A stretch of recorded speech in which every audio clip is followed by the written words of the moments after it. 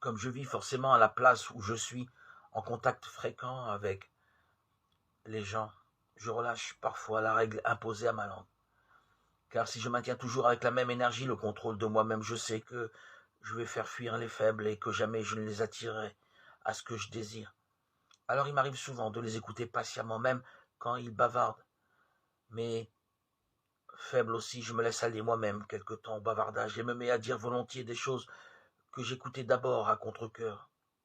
Je trouve plaisir à patauger là où il me répugnait de tomber. Un guetteur, moi.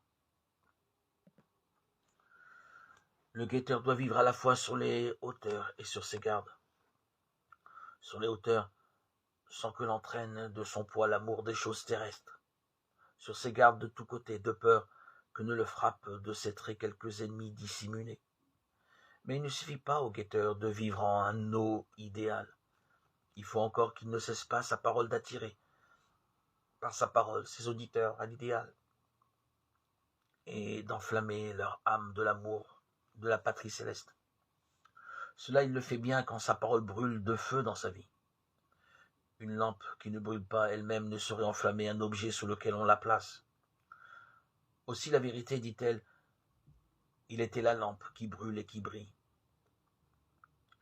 Il brûlait du désir du ciel, il luisait par sa parole.